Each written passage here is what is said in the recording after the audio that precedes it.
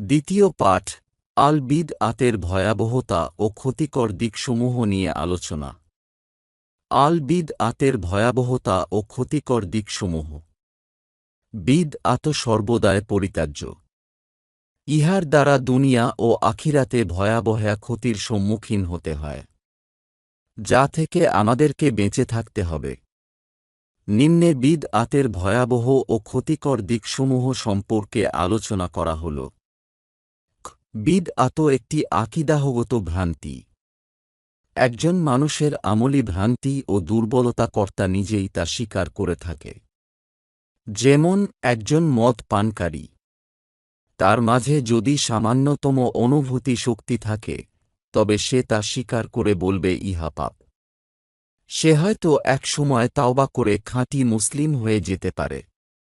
পক্ষান্তরে যে ব্যক্তি অন্যায়কে নেয়, পাপকে পুণ্য, কুফরকে ঈমান বা বিদআতকে সুন্নাত বলে মনে করছে, তার তো ইহা হতে তাওবা করার কোনো সম্ভাবনাই নেই। কারণ তার দৃষ্টিতে এই কাজগুলো সৎ কাজ। আর সৎ কাজ থেকে কেউ কি তাওবা করে? এজন্যই নাবিয়ে কারীম সাল্লাল্লাহু আলাইহি ওয়াসাল্লাম বিদআতকে সবচেয়ে নিকৃষ্ট কাজ বলেছেন। বিদআতি দিন প্রবর্তকের দাবিদার। বিদআতের সবচেয়ে জঘন্যতম দিক হল বিদআতি বা বিদআতে লিপ্ত ব্যক্তি নিজেই দিন প্রবর্তকের দাবিদার হয়ে যায়, অথচ আল্লাহ হলেন একমাত্র দ্বীনের প্রবর্তক। তিনি তার বান্দাদের প্রয়োজনে দ্বীনের প্রবর্তন করেছেন। আর রাসূলুল্লাহ সাল্লাল্লাহু আলাইহি ওয়াসাল্লাম আমাদের পর্যন্ত তাই পৌঁছে দিয়েছেন। কিন্তু বিদআতি ব্যক্তি আল্লাহ এবং তার রাসূলের দেখানো পথ ও পদ্ধতির বাইরে কোনো দিনই ব্যাপারে নতুন কোনো বিষয় বা বস্তু আবিষ্কার করে মূলত নিজেকে যেন আল্লাহর আসনে বসাল। পরোক্ষভাবে সে মুহাম্মদ সাল্লাল্লাহু আলাইহি ওয়াসাল্লাম এর উপর এই অভিযোগ পেশ করল যে তিনি আল্লাহর কাছ হতে পাওয়া দ্বীন যথাযথভাবে আমাদের পর্যন্ত পৌঁছাননি। নাউজুবিল্লাহ। যার ফলে তাকে নতুন করে দ্বীনের এই বিষয়টি আবিষ্কার করতে হচ্ছে। এই প্রসঙ্গে ইমাম আব্দুল মালেক রহমাতুল্লাহি আলাইহি বলেন, যে ব্যক্তি কোনো বিদআত চালু করল, সে যেন পরোক্ষভাবে এই দাবি করল যে রাসূলুল্লাহ সাল্লাল্লাহু আলাইহি ওয়াসাল্লাম নবুয়াতের দায়িত্ব পালন করতে গিয়ে খেয়ানত করেছেন ও তিনি সব বিষয়ে যথাযথভাবে আমাদের কাছে পৌঁছাননি। নাউজুবিল্লাহ। রাসূলুল্লাহ সাল্লাল্লাহু আলাইহি ওয়াসাল্লাম এর দৃষ্টিতে বিদআত। রাসূলুল্লাহ সাল্লাল্লাহু আলাইহি ওয়াসাল্লাম তার নিজ উম্মতকে বিদআত সম্পর্কে খুব কঠোরভাবে সতর্ক করেছেন। হাদিসে রাসূলুল্লাহ সাল্লাল্লাহু আলাইহি ওয়াসাল্লাম বিদআত সম্পর্কে যা বলেছেন তা হল, বিদআত সবচেয়ে নিকৃষ্ট কাজ।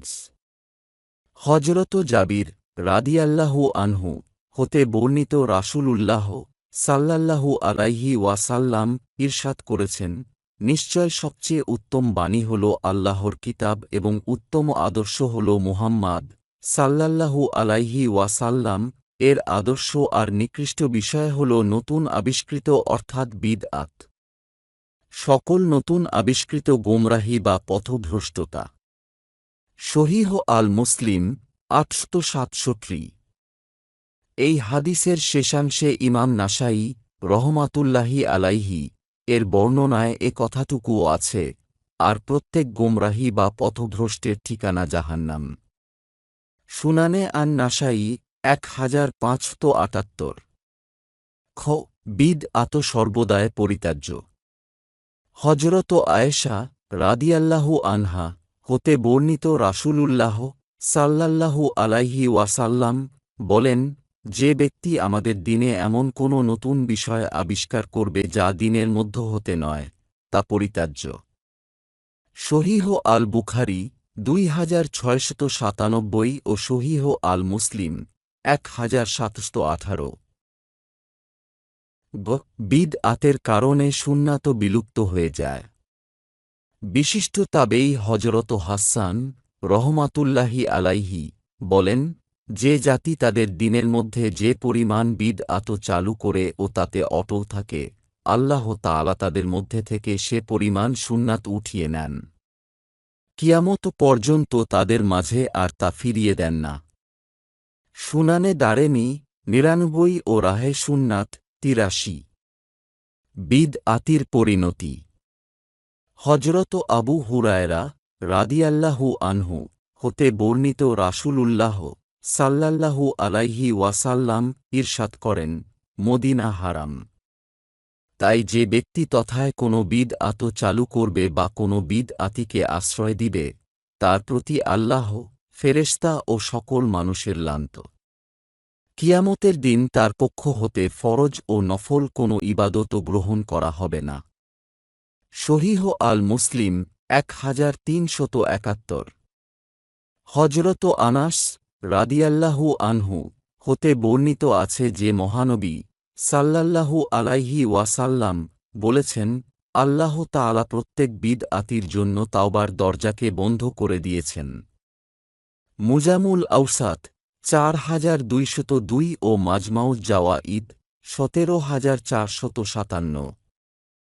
হজরত আয়েশা রাদিয়াল্লাহু আনহা হতে বর্ণিত আছে যে রাসূলুল্লাহ সাল্লাল্লাহু আলাইহি ওয়াসাল্লাম বলেছেন, যে ব্যক্তি কোনো বিদআতিকে সম্মান করল, সে যেন ইসলামকে ধ্বংস করার পথে সহায়তা করল। আল মুজামুল আওসাত ৬৭৭২। হজরত আবু হুরায়রা রাদিয়াল্লাহু আনহু হতে বর্ণিত মুহাম্মদ সাল্লাল্লাহু আলাইহি ওয়াসাল্লাম ইরশাদ করেছেন, কেউ যদি কোনো হেদায়েতের প্রতি ডাকে, তবে তার অনুসরণকারী সবার নেকির সমান নেকি তারও হবে। এতে তাদের নেকির মধ্যে কোনো রূপ কমতি হবে না। পক্ষান্তরে কোনো ব্যক্তি যদি কোনো গোমরাহির দিকে ডাকে, তবে যারা তার অনুকরণকারী সবার গুনাহ এর সমান গুনাহ তারও হবে। এতে তাদের গুনাহ থেকে কিছু হ্রাস পাবে না। সহিহ আল মুসলিম ২৬৭৪ ও সুনানে আত-তিরমিজি ২৬৭৪।